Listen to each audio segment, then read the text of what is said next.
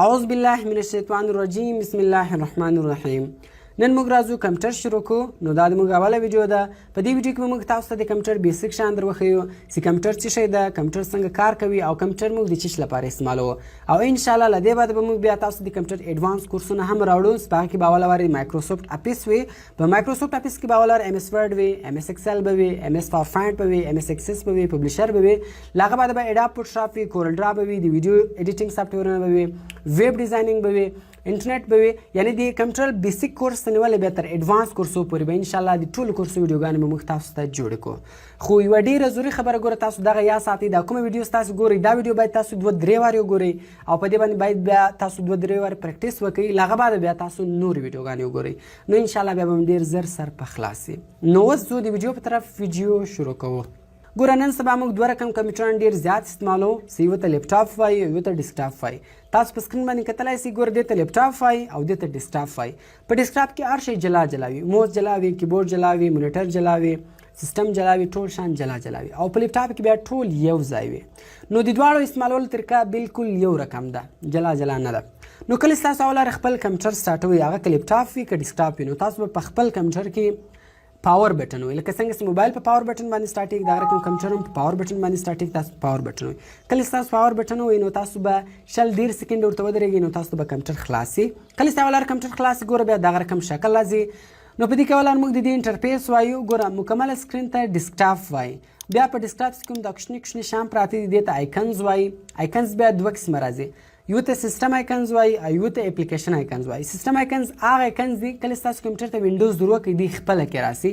هغه لکه ریسایکل بین، کمپیوټر، انټرنیټ ایکسپلورر، دا د کمپیوټر سیسټم آیکن دي، ځاني آیکنز دي، دا موږ نه دي ور اچولي. او دویم ته اپلیکیشن آیکنز وایي. هغه آیکنز دي کوم چې تاسو کمپیوټر ته ور واچوئ، لکه کیمتاشیا، وندرشیر فلمورا، اډاب فوټوشاپ یا بل یو پلیر مور انسټال کوي، گیم مور انسټال کوي، هغه ټول په اپلیکیشن آیکن کې شمارل کیږي. سیسټم آیکنز هغه آیکنز دي کله چې تاسو کمپیوټر ته وینډوز ورو کوئ، د خپله کې راسي د کمپیوټر ځاني آیکنز. او اپلیکیشن آیکنز هغه آیکنز دي کوم چې تاسو کمپیوټر ته ور واچوئ. نو دوه رقم آیکنز راځي، تاسو یې یاد ساتئ. بیا دې ته سټارټ مینو یا سټارټ بټن وایي او دې ته کویک لنچ بار وایي. مکمله پټۍ ته د مکمله له دې ځینې ولې بهتر دې د مکمل پټۍ ته ټاسک بار وایي. او دې ته بیا نوټیفیکیشن ایریا وایي، دې ته ډیټ اینډ ټایم ایریا وایي. ګوره کله چې تاسو په موس باندې یو شی خلاصوئ، پروګرام، ویډیو، هر شی خلاصوئ، په دوو طریقو یې تاسو خلاصولی شئ.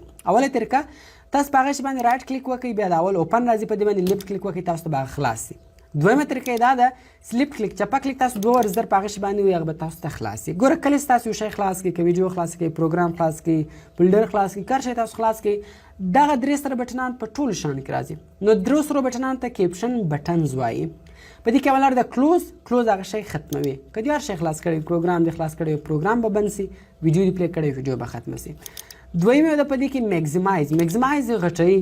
که چیرې غټو بیا ریسټور ډاون ورته وایي، ریسټور ډاون یې بیرته کوچنی کوي. او درېیمې ته مینیمایز وایي، مینیمایز یې پټوي، کویک لنچ بار ته راولي. اوس مثال که چیرې تاسو یوه ویډیو پلی کړې وي، د ویډیو به غږ راوځي خو معلومیږي به نه، ځکه هغه تاسو هایډ کړه، مینیمایز مو کړله. په سمپل بیا تاسو په دغه کویک لنچ بار باندې کلیک وکړئ، نو هغه به تاسو ته خلاص شي. نو دغه رقم ګوره زه دا کلوزومه. نو دلته ما په دې تصویر کې هم تاسو ته دا نومان لیکلي دي، دا ډېر ضروري دي، دا به تاسو خامخا زده کوئ. نو دې شان ته ګوره آیکنز وایي. آیکنز بیا 2 قسمه دي، ګوره هغه مالته درته لیکلي دي، وي هیو 2 کاینډ اف آیکنز، سیسټم آیکنز، اپلیکیشن آیکنز. دا خو ما سره در خلاص کړئ.